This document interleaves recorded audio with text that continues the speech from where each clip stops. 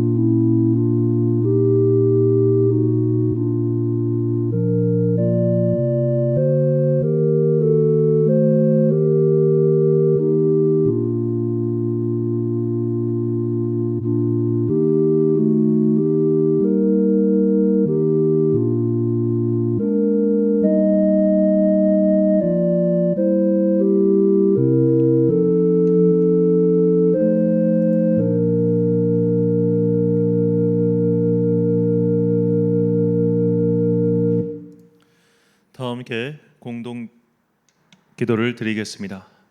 사랑과 은혜가 풍성하신 아버지 하나님, 오늘도 거룩한 주일을 맞이하여 주님의 전으로 인도하신 주님의 은혜에 감사드립니다.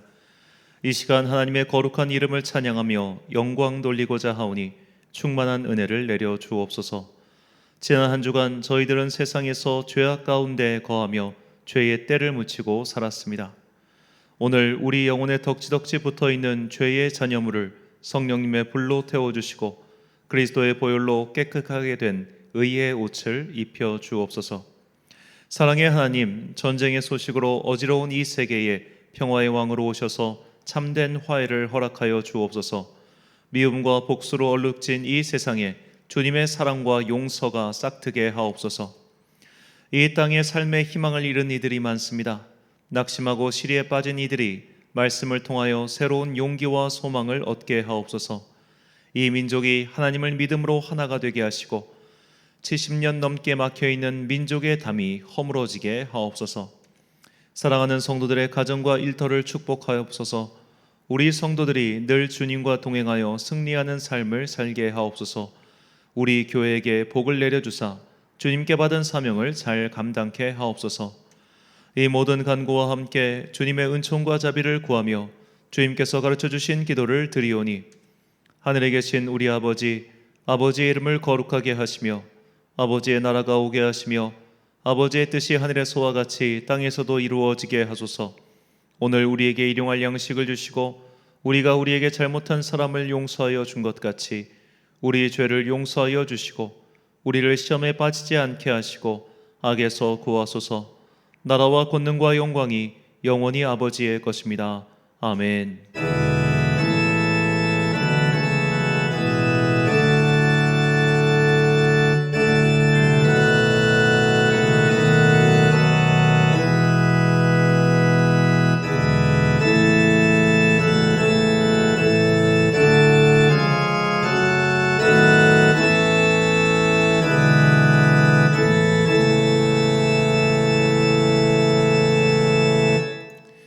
사제의 말씀 선포하겠습니다. 그러므로 내일 일을 위하여 염려하지 말라. 내일 일은 내일이 염려할 것이요 한날의 괴로움은 그날로 족하니라. 아멘. 이 세상을 사는 동안 우리 앞에는 항상 위기가 있고 또 삶의 문제가 있을 것입니다. 그러나 주님께서는 염려하지 말라고 단호하게 말씀하셨습니다. 위기는 믿음의 시험입니다. 위기는 우리의 시선을 주님이 아닌 다른 것들로 향하게 만듭니다. 위기 앞에서 믿음이 흔들리지 않도록 주님의 도움을 구하여 마침내 승리하는 성도들이 되시길 축원합니다. 교독문 53번을 함께 교독하시겠습니다. 내가 산을 향하여 눈을 들리라. 나의 도움이 어디서 올까? 나의 도움은 천지를 지으신 여호와에게서로다. 여호와께서 너를 실족하지 아니하게 하시며 너를 지키시는 이가 졸지 아니하시리로다. 이스라엘을 지키시는 이는 졸지도 아니하시고 주무시지도 아니하시리로다. 여호와는 너를 지키시는 이시라. 여호와께서 내 오른쪽에서 내 그늘이 되시나니 낮에 해가 너를 상하게 하지 아니하며 밤의 달도 너를 해치지 아니하리로다. 여호와께서 너를 지켜 모든 환난을 면하게 하시며 또 내 영혼을 지키시리로다. 여호와께서 너의 출입을 지금부터 영원까지 지키시리로다. 아멘. 찬송가 384장 찬양하겠습니다.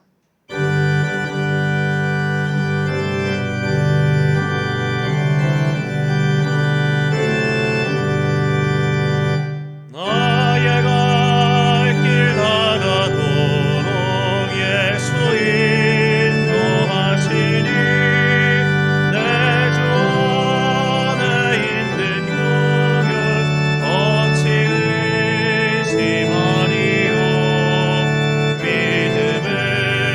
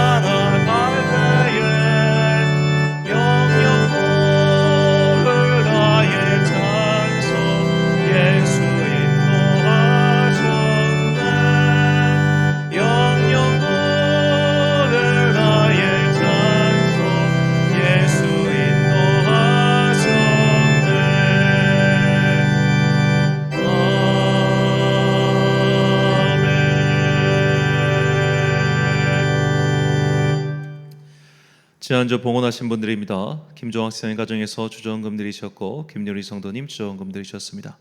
성경헌금 오영은 집사님, 김주율 어린이 드렸습니다. 감사헌금 유수연 집사님 드리셨습니다. 건축헌금 오영은 집사님 1,000번째 헌금 드렸습니다. 2022년 다니엘 기도회가 진행 중에 있습니다. 이제 다니엘 기도회 딱 일주일 남았는데 일주일의 시간 동안 함께 참여하셔서 또 많은 은혜 받으시길 바랍니다. 질문을 하시는 분들이 있어 다시 한번 말씀드리지만 이 다니엘 기도회 기간 동안에는 금요 기도회가 따로 있지 않습니다. 그러니까 이 다니엘 기도회 참여하시는 것으로 금요 기도회를 대신하시기를 바랍니다. 2022년도 대입 수험생을 위한 기도가 있습니다. 우리 교회에서는 이 심승윤 고3 그리고 김주영 고3 청소년들을 위해서 기도하고 있는데요. 또 이 아이들이 이번 시험 잘 보고 또 그들이 원하는 바를 또 이룰 수 있고 무엇보다 이 과정을 통하여 주님의 은혜를 체험하는 자녀들이 되기를 함께 기도해 주시길 부탁드립니다. 다음 주는 2022년 교회령 마지막 주일인 추수감사 주일입니다. 이 한 해를 갈무리하는 지금 이 한 해 동안 베풀으신 은혜를 생각하며 또 다음 해를 준비하는 우리 모두가 되기를 소망합니다.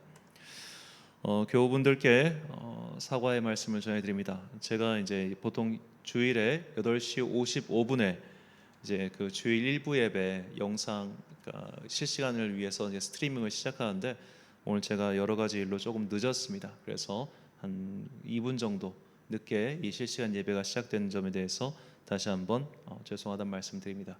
제가 조금 더 주의해서 부지런히 움직이도록 하겠습니다. 드린 예물 위하여 봉헌 기도 드리겠습니다. 사랑과 은혜가 충만하신 아버지 하나님, 우리는 참으로 미혹하고 모자란 자들입니다.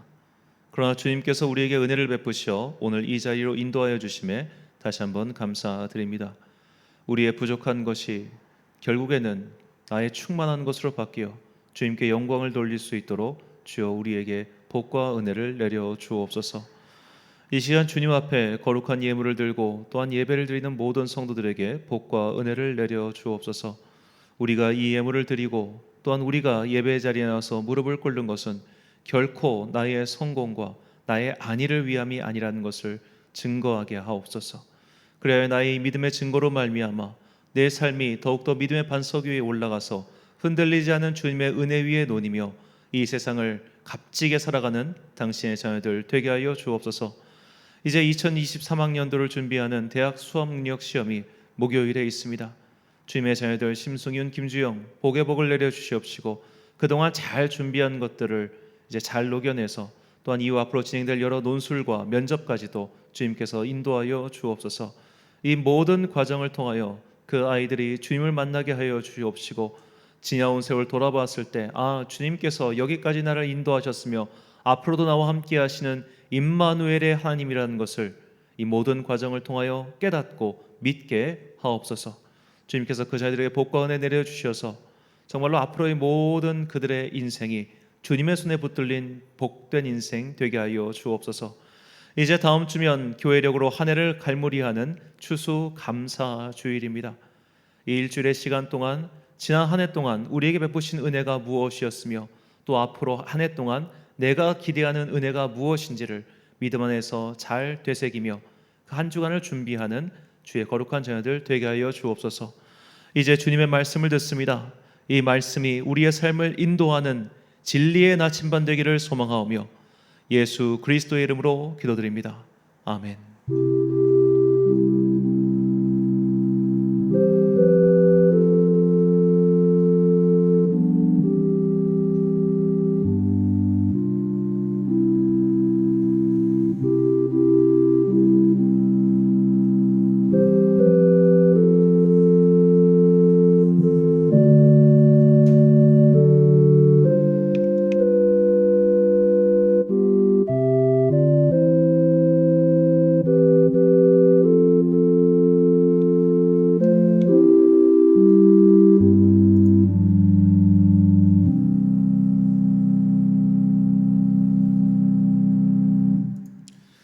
오늘 우리에게 주신 하나님의 말씀 로마서 8장 18절부터 25절까지의 말씀입니다. 로마서 8장 18절부터 25절까지의 말씀. 이제 봉독하겠습니다. 하나님의 말씀 경청하십시오. 생각하건대 현재의 고난은 장차 우리에게 나타날 영광과 비교할 수 없도다. 피조물이 고대하는 바는 하나님의 아들들이 나타나는 것이니 피조물이 허무한데 굴복하는 것은 자기 뜻이 아니요 오직 굴복하게 하시는 이로 말미암음이라. 그 바라는 것은 피조물도 썩어짐의 종노릇한 데서 해방되어 하나님의 자녀들의 영광의 자유에 이르는 것이니라. 피조물이 다 이제까지 함께 탄식하며 함께 고통을 겪고 있는 것을 우리가 아느니라. 그뿐 아니라 또한 우리 곧 성령의 처음 익은 열매를 받은 우리까지도 속으로 탄식하여 양자 될 것 곧 우리 몸의 속량을 기다리느니라. 우리가 소망으로 구원을 얻었음에 보이는 소망이 아니니 보는 것을 누가 바라리요. 만일 우리가 보지 못하는 것을 바라면 참음으로 기다릴지니라. 아멘. 호랑이를 피하는 방법이란 제목으로 하나님의 말씀 선포하겠습니다. 예로부터 민심이 흉흉해지고 세상살이가 팍팍해지면 팍팍해질수록 널리 유행하던 것이 있습니다. 바로 도참입니다. 도참이란 미래에 일어날 일에 대한 예언 혹은 징조를 통칭하는 말로서 인간 생활의 기륭화복, 성쇠, 득실에 대한 말입니다. 이런 일들을 적은 예언서를 도참서라고 부르지요. 이런 도참에 의지하는 것은 인간의 문명이 발달한 이후로 지금까지도 이어오고 있습니다. 고대 점성술로부터 시작해서 고대 중국의 갑골문을 이용한 예언 등 여러 가지 이런 도참이 있었습니다. 우리나라 또한 이 고구려의 멸망을 예언한 고구려 비기라는 도참서가 있었다라는 기록이 있습니다. 또한 이런 도참과 풍수지를 연결하여 어느 땅에 묘자리를 심으면 앞으로 길한 일들이 일어난다든지 그런 말들이 퍼졌죠. 이런 풍수지리에 입각한 도참 사상은 신라시대 도선이라는 승려가 처음 시작하였다는 기록이 있습니다. 이 확실한 것은 고려시대에는 이런 도참 사상이 널리 퍼져서 귀족들은 더 좋은 땅에 조상의 묘자리를 모시기 위해 노력했다는 것이죠. 조선시대 또한 다르지 않았습니다. 조선시대에도 태종 이성계와 태종 이방원 또한 도참을 믿고 궁전의 위치나 도읍 등을 정했습니다. 특히 조선 후기에 민간에 널리 퍼진 정감록 같은 도참서는 지금까지도 기록이 남아있지요. 이렇게 도참이 널리 퍼졌을 때 사회가 극도로 혼란한 왕조 교체, 왕조 말기였다는 것을 또 기억해야 합니다. 미래를 예언한다는 도참이든 자리를 잘 잡으면 문제가 해결된다는 풍수지리든 무당을 찾아가 앞으로의 일들을 미리 묻는 것이든 이 모든 행동의 근원, 원리는 딱 하나입니다. 인간은 위기를 만났을 때 불안해하며 그 불안을 해소하기 위해 현실을 직면하지 않고 오히려 도피해버린다는 것입니다. 우리말 속담에 호랑이에게 물려가도 정신만 차리면 산다라는 말이 있죠. 아무리 급박한 위기가 닥쳐도 정신을 바짝 차리고 문제를 직면하면 어떻게든 해결할 수 있다는 뜻입니다. 그런데도 많은 사람들은 호랑이가 닥치면 정신을 못 차리고 이상한 것들에 기대어 스스로의 힘이 아닌 다른 것들을 이용해서 그 위기를 해결하거나 혹은 그 위기에서 도피하려고 합니다. 이런 태도는 오히려 우리 그리스도인 사이에서 더 뚜렷하게 나타나죠. 우리는 흔히 예수님을 믿으면 만사 형통하게 될 것이다 라고 기대합니다. 이런 노예에 한몫을 하는 찬양이 오늘 우리가 설교 전에 부른 찬송인 찬송가 384장이죠. 이 찬양의 1절 가사를 보면 무슨 일을 만나든지 만사 형통하리라 라고 나옵니다. 그래서 이 찬양을 부르는 사람들은 우리말 그대로 만사 형통할 것이다 라는 기대를 할 수밖에 없지요. 그러나 이 찬송가의 원문, 즉 영어 가사를 보면 의미가 약간 다릅니다. 자, 여기서 무슨 일을 만나든지 만사 형통하리라 라고 번역한 말은 Jesus do all things well 이라고 나와 있습니다. 이게 원문입니다. 그리고 우리는 이 가사를 쓴 사람이 바로 FJ 크로스비 여사라는 것을 주목해야 합니다. 이 크로스비 여사는 아주 어렸을 때 유모의 실수로 시력을 잃은, 즉 맹인이었습니다. 맹인인 그녀가 all things well 이라고 고백한 것의 의미를 생각해 봐야 됩니다. 예수님을 믿으면 모든 것이 만사 형통이다 이런 의미가 아니라 주님께서 모든 것들을 합력하여 선을 이루실 것이다 라는 고백이 바로 이 찬양의 본의인 것이죠. 비록 내가 참 어렸을 때 불행한 일로 시력을 잃었지만 나는 지금 감사할 수 있어. 왜냐하면 이 시력을 잃은 것으로 말미암아 주님께서는 모든 것을 합력하여 선을 이루셨기 때문이야. 그래서 Jesus do all things well. 주님께서 모든 일을 잘 되게 하실 거야 라는 감사의 고백이지, 주님을 믿는 사람은 모든 일이 만사형통하게 될 것이다 라는 미래적 차원의 기대가 아니라는 뜻이죠. 그러므로 믿는 자들아 낙심하지 말라라는 위로의 말이 담긴 찬양일 뿐 앞으로 모든 일이 잘 될 것이라는 기대의 찬양이 아니라는 것을 우리는 꼭 기억해야 합니다.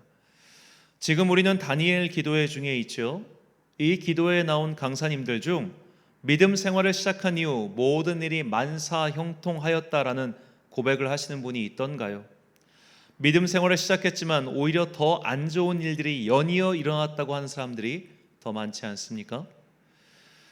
이것은 우리의 죄 때문도 아니고 우리를 벌하시기 위함도 아닙니다. 우리가 신앙생활을 바르게 하고 있음에도 위기가 닥치는 이유는 하나님께서 우리를 유익하게 하시기 위함이죠. 히브리서 12장 7절과 8절 말씀입니다. 너희가 참음은 징계를 받기 위함이라. 하나님이 아들과 같이 너희를 대우하시나니 어찌 아버지가 징계하지 않는 아들이 있으리요. 징계는 다 받는 것이거늘 너희에게 없으면 사생자요 친아들이 아니니라. 자, 여기서 징계라고 번역한 헬라어는 파이데이아입니다. 이는 교육하다, 교정하다라는 뜻이에요. 그냥 벌을 내리시고 괴롭히는 그런 것이 아니라 비록 지금은 아프고 힘들고 당황스럽겠지만 이 과정을 통하여 나를 바르게 만들고자 하시는 하나님의 뜻이 담겨 있는 것입니다. 따라서 우리는 위기를 만났을 때 내가 믿음 생활을 바르게 하고 있다고 생각함에도 불구하고 고난을 만났을 때 우리는 당황하여 곁길로 빠지면 안 됩니다. 도참을 믿고 풍수지리를 믿고 무당을 믿는 그런 마음가짐으로 위기를 마주하고 위기에서 도피하려고 하면 안 된단 말입니다. 그것은 결국 현실 도피에 불과합니다. 위기를 만났을 때 당황하는 마음, 위기를 만났을 때 엉뚱한 선택을 하는 마음, 그런 것을 우리는 염려라고 부릅니다. 염려라고 번역하는 헬라어는 메림나오인데 이 메림나오의 뜻은 나뉘다입니다. 나뉘다. 그러니까 위기를 만났을 때 우리 마음이 나뉘어 버리는 것이죠. 그 위기를 직면하고 그 위기를 주목해야 됩니다. 위기에서 도피하고자 하는 마음으로 나뉘어 버린다는 바로 그런 뜻입니다. 그래서 우리는 위기를 직면하고 위기를 똑바로 마주봐야 합니다. 그래야만 마음이 분리되지 않고 그 위기를 해결할 수 있다는 것이죠. 그렇다면 우리가 직면해야 할 위기의 종류에는 무엇이 있을까요? 그 위기의 종류를 가르쳐 주는 것이 한자어 염려 속에 담긴 어떤 한 뜻입니다. 자, 한자어 염려를 보면 이 배려하다 혹은 이제 걱정하다 할 때 이 려자는 바로 호랑이를 생각하는 마음입니다. 이 호랑이 호 밑에 생각할 사자를 붙인 거예요. 자, 호랑이를 생각하는 마음이 근심이고 염려다. 오늘 설교 제목을 여기서 가지고 왔습니다. 자, 호랑이에게 물려가도 정신만 차리면 산다라고 속담이 가르쳐 주듯 우리를 자꾸 염려하게 만드는 그 본질이 무엇인지 파악하면 더 이상 현실에서 눈을 돌리지 않고 그 문제를 직면하여 비로소 해결의 발판을 마련할 수 있게 되는 것이죠. 우리를 자꾸 믿음의 현실, 바른 터전에서 눈을 돌리게 만들고 엉뚱한 곳에서 해결책을 찾게 하는 이런 위기라는 이름의 호랑이는 세 종류가 있다고 생각합니다. 첫 번째 우리가 피해야 할 호랑이는 바로 공포를 일으키는 위기입니다. 우리는 직접적인 위기가 닥치면 정신을 못 차리죠. 어릴 적 트라우마를 일으키는 같은 종류의 위기가 닥치면 더욱 그렇습니다. 우리가 성경을 보면 이런 큰 위기가 닥쳤을 때 사람들의 반응이 두 종류로 나뉘죠. 하나님을 부정하는 쪽과 이 위기를 벗어나기 위해 하나님을 이용하는 쪽입니다. 하나님을 부정한 대표적인 사례는 출애굽 당시 홍해 앞에 선 이스라엘 백성들입니다. 출애굽기 14장 10절과 11절 말씀. 바로가 가까이 올 때 이스라엘 자손이 눈을 들어본즉 애굽 사람들이 자기들 뒤에 이른지라. 이스라엘 자손이 심히 두려워하여 여호와께 부르짖고 그들이 또 모세에게 이르되 애굽에 매장지가 없어서 당신이 우리를 이끌어내어 이 광야에서 죽게 하느냐? 어찌하여 당신이 우리를 애굽에서 이끌어내어 우리에게 이같이 하느냐? 아멘. 자, 이 출애굽 공동체의 반응은 앞으로도 계속 이어지죠. 그들은 물이 없는 위기가 닥치자 하나님을 원망하고 부정하였습니다. 먹을 것이 없는 위기가 닥치자 또 그랬습니다. 가나안 정복이라는 현실의 문제가 다가오자 또 부정하였습니다. 지금까지 인도하신 하나님의 은혜가 너무나 분명함에도 불구하고 그들은 위기의 종류가 달라질 때마다 똑같은 반응을 반복해서 보여줍니다. 우리에게도 이런 태도가 있습니다. 이전에 한번 극복한 같은 종류의 위기가 닥쳐오면 그래도 경험치가 쌓여서 흔들림의 정도가 덜하죠. 예를 들어 돈의 위기가 닥쳤을 때 이전에 돈의 위기를 극복한 경험이 있으면 그래도 조금 수월하게 덜 흔들리고 넘어간다, 그런 뜻입니다. 그런데 돈의 위기가 지나고 건강의 위기가 찾아오면 또 정신을 못 차립니다. 그래서 하나님을 원망하고 그동안 내가 받아왔던 은혜를 부정하게 되는 것이죠. 또 어떤 이유는 위기가 닥쳤을 때 하나님께 그때만 바짝 엎드립니다. 그리고 이 위기만 지나가게 해주시면 어쩌고 저쩌고 하면서 서원 비슷한 조건까지 내걸죠.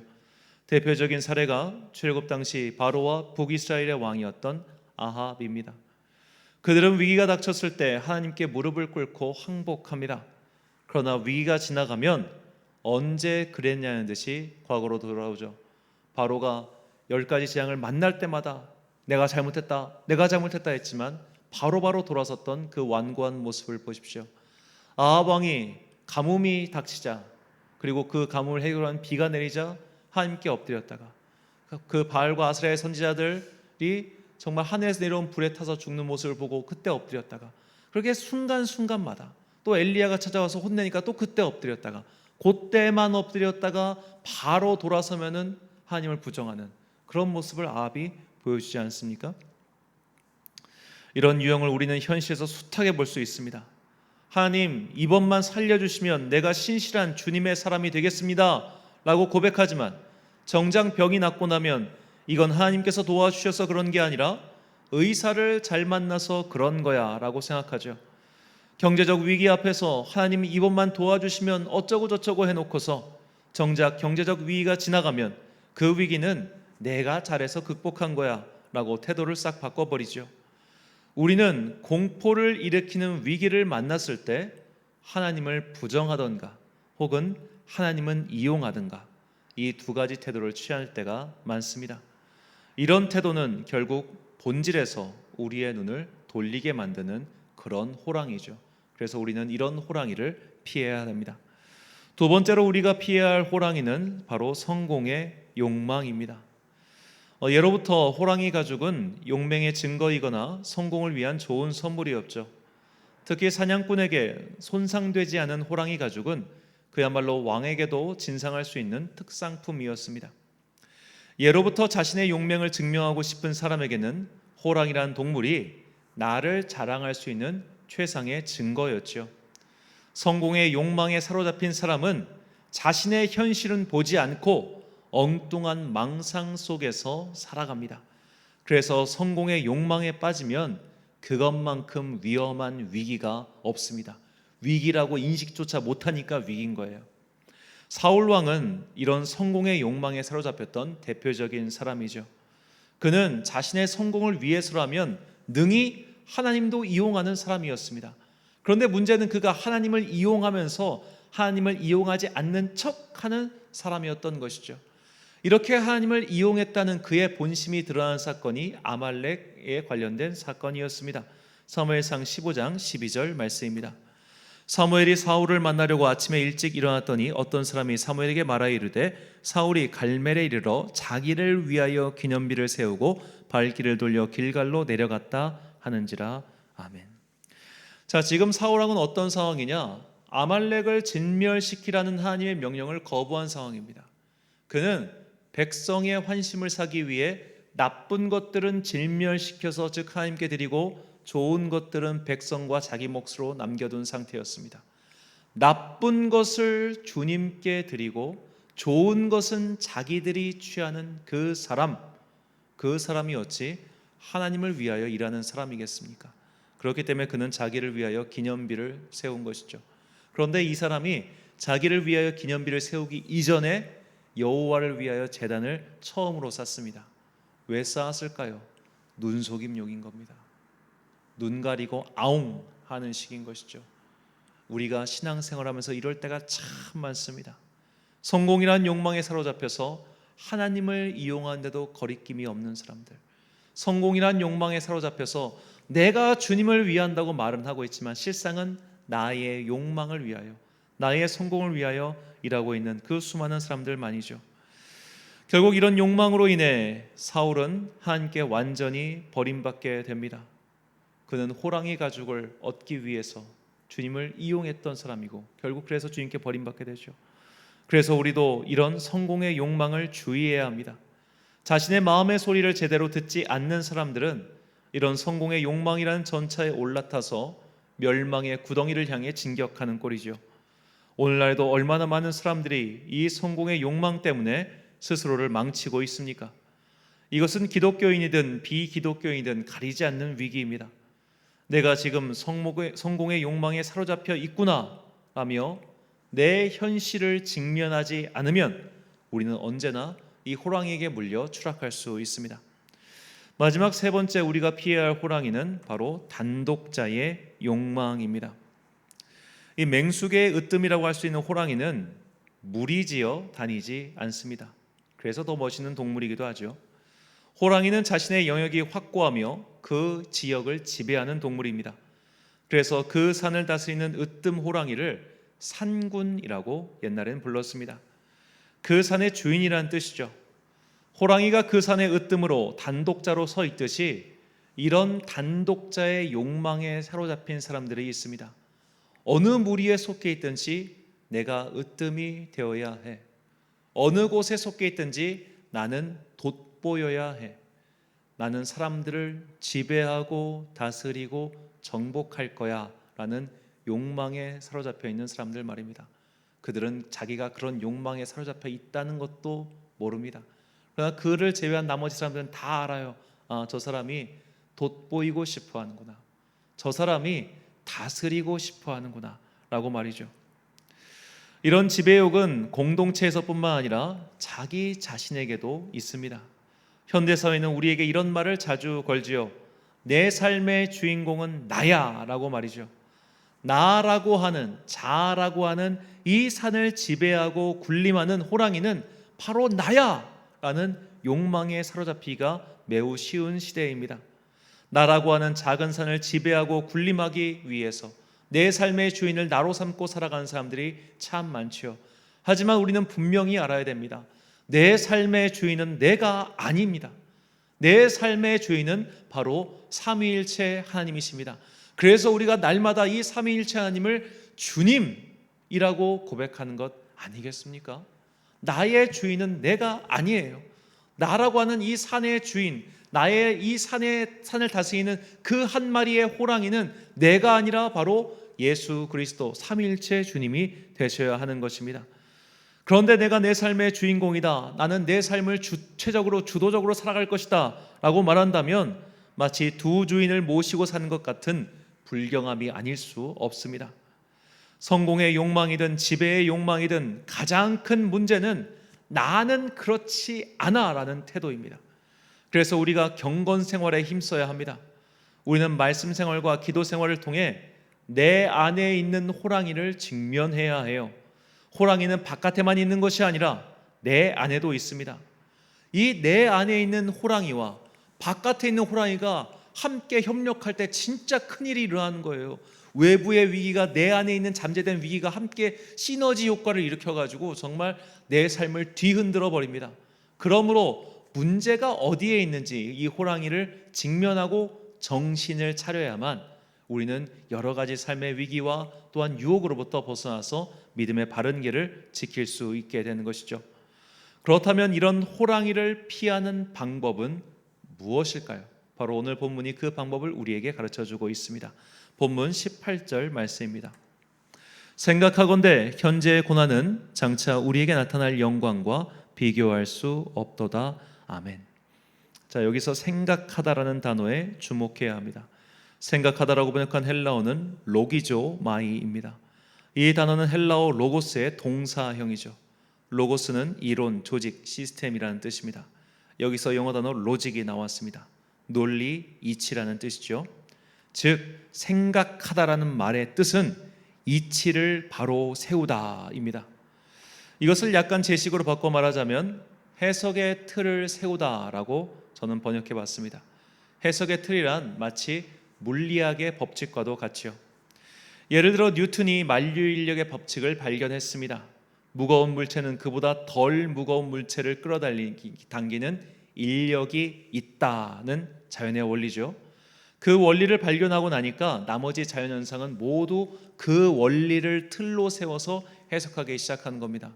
어째서 지구가 자기보다 더 질량이 큰 태양에 휩끌려서 쭉 내려가지 않느냐? 반대작용인 관성력이 있기 때문이다. 이런 식으로 하나의 원칙, 해석의 틀을 세우고 나니까 나머지 모든 것들을 해석할 수 있게 되는 것이죠. 이것이 생각하다에 담긴 뜻입니다. 우리가 믿음의 원칙, 믿음의 원리, 믿음의 이론, 믿음의 이치를 바로 세우고 나면 내 삶에 여러 가지 위기가 닥쳐오고 또 내 안에 있는 위기를 바라보고 해석할 수 있는 틀이 생겨요. 그 틀대로 해석하면 즉 호랑이 앞에서 내가 정신을 잃지 않고 바르게 그 원리대로 해석하여 위기에서 벗어날 수 있다는 겁니다. 바로 이 논리에 대해서 본문이 다시 한번 설명합니다. 22절 말씀.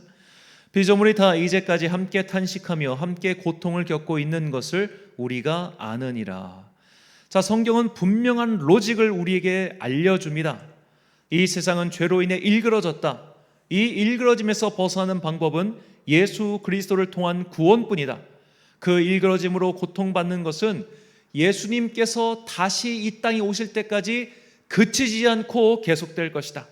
그러므로 예수님의 다시 오심을 기다리며 이 위기를 믿음으로 인내해라. 이것이 성경이 우리에게 가르쳐주고 있는 로직, 이론, 이치, 조직, 구조입니다. 성경은 예수님을 믿으면 이 세상의 일그러짐, 문제로부터 당장 벗어날 수 있다고 말하지 않습니다. 우리가 예수님을 만날 때 비로소 이런 문제에서 벗어날 수 있다라고 말할 뿐입니다. 자, 위기는 와요. 그 위기는 영향을 미쳐요. 하지만 성경은 예수님을 믿을 때 비로소 이 위기를 우리가 직면하고 바르게 해석할 수 있는 틀을 얻어서 그로부터 벗어날 수 있다라고 말하는 겁니다. 예수님을 믿으니까 위기가 안 닥쳐와요. 이게 아니라 닥쳐와도 벗어날 수 있는 길이 있다고 알려주는 거죠. 이 성경이 말하고 있는 로직을 내 안에 바로 세우면 우리는 호랑이라는 위기를 만났을 때 허우적대지 않고 정신을 차려 위기를 벗어나게 될 것입니다.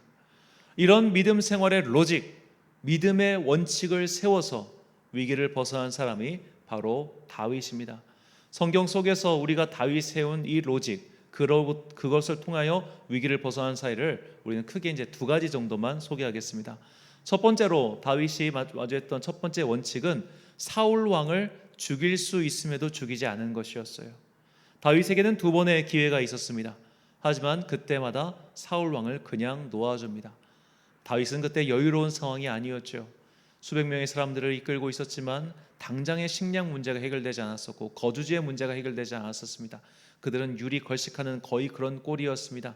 그런 어떻게 보면 굉장히 이 삶의 토대가 무너져 버릴 것 같은 아주 미약한 상황에서도 그는 원칙을 세우고 그 원칙을 지켰죠. 사무엘상 26장 23절 말씀. 여호와께서 사람에게 그의 공의와 신실을 따라 갚으시리니 이는 여호와께서 오늘 왕을 내 손에 넘기셨으되 나는 손을 들어 여호와의 기름 부음을 받은 자 치기를 원하지 아니하였음이니이다. 아멘. 자, 만약 이때 다윗이 이런 원칙을 세우지 않고 당장의 위기를 모면하기 위해, 당장의 호라기를 피하기 위해 사울 왕을 죽였다면 어떻게 되었을까요? 그 이후로 다윗의 나라 또한 그도 칼로 망했을 겁니다. 그의 인생의 숱한 위기에도 불구하고 하나님께서 그의 기름 부은 왕권을 무려 예수님 오실 때까지 영원히 이어주신 이유가 무엇이겠습니까?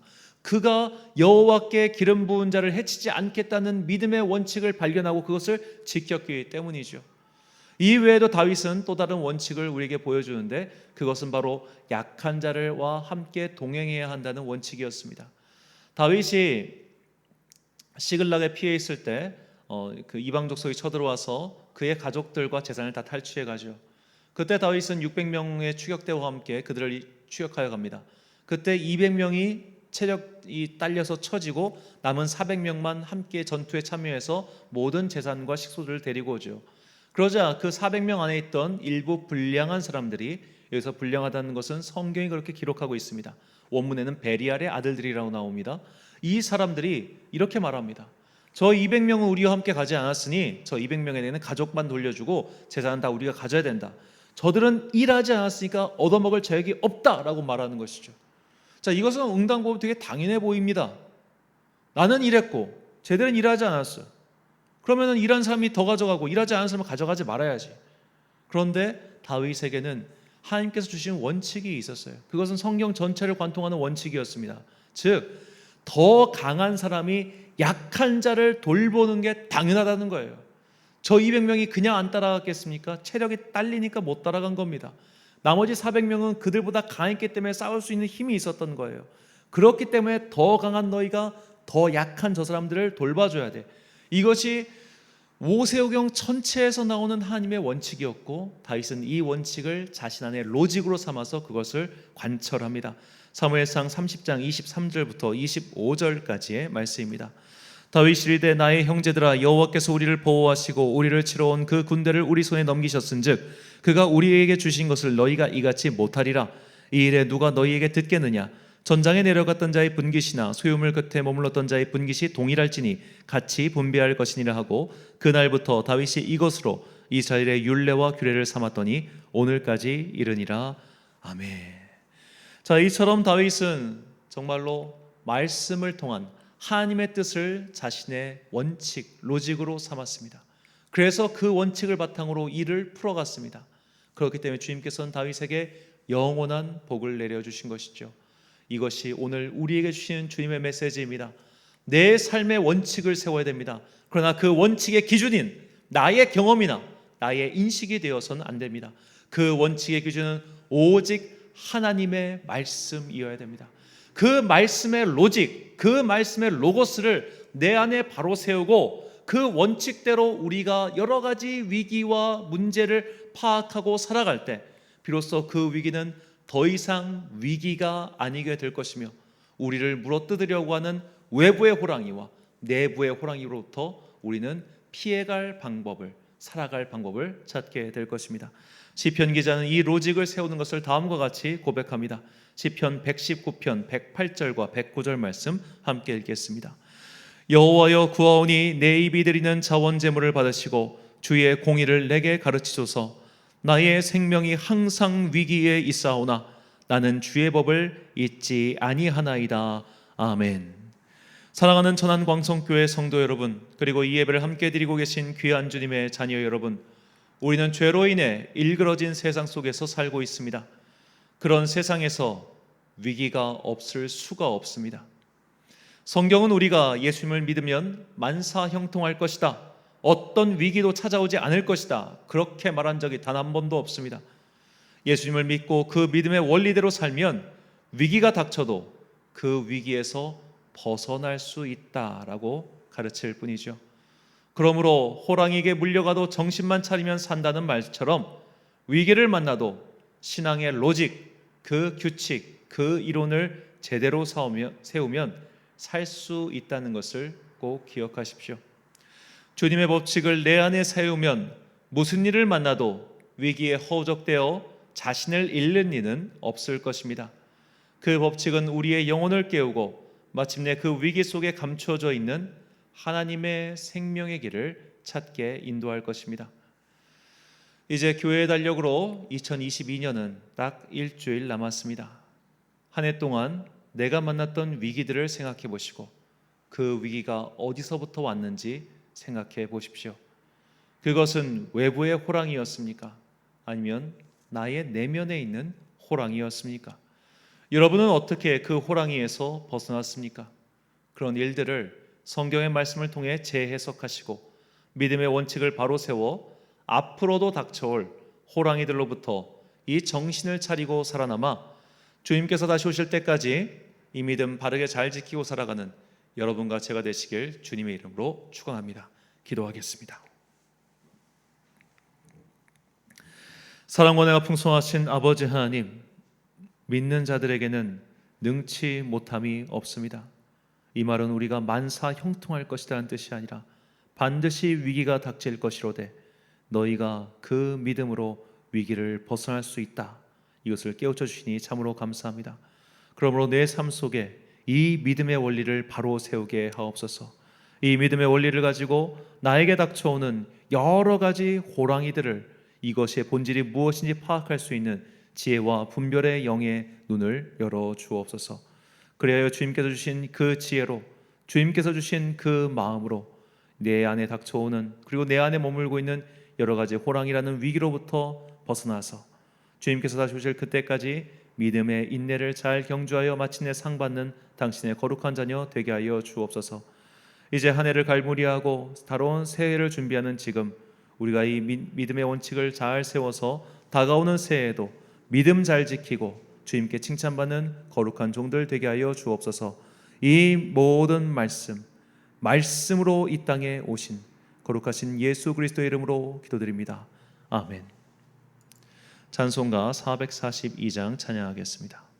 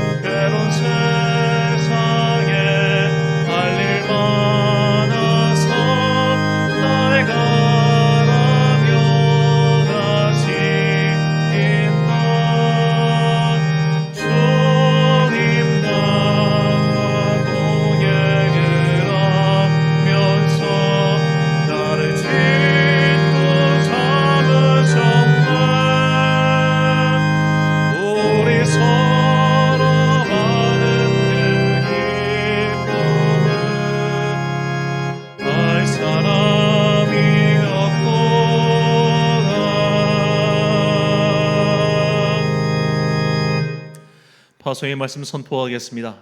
내가 지금 마주하고 있는 호랑이는 어떤 호랑이입니까? 내면의 호랑이이든 외부의 호랑이이든 그것을 해석할 수 있는 믿음의 로직을 바로 세우시기 바랍니다. 그것을 바로 세울 때 우리는 비로소 내 삶에 닥쳐오는 여러 가지 종류의 호랑이들을 잘 분별하여 살 길을 찾아낼 수 있을 것입니다. 이 믿음의 로직을 바로 세워서 주님 다시 오실 때까지 믿음의 경주를 잘 마치는 여러분과 제가 되시길 주님의 이름으로 축원합니다. 축도로 예배를 마치겠습니다. 지금은 우리 주 예수 그리스도의 은혜와 하나님 아버지의 놀라우신 사랑과 성령님의 교통하심이 이제 내 안에 말씀을 통하여 믿음의 원칙을 바로 세워 앞으로도 계속 다가올 여러 가지 인생의 호랑이들을 잘 분별하여 극복하여야 하지만은 귀한 주님의 성도들 머리 위에 지금부터 영원까지 함께 하시기를 간절히 축원하옵나이다. 아멘.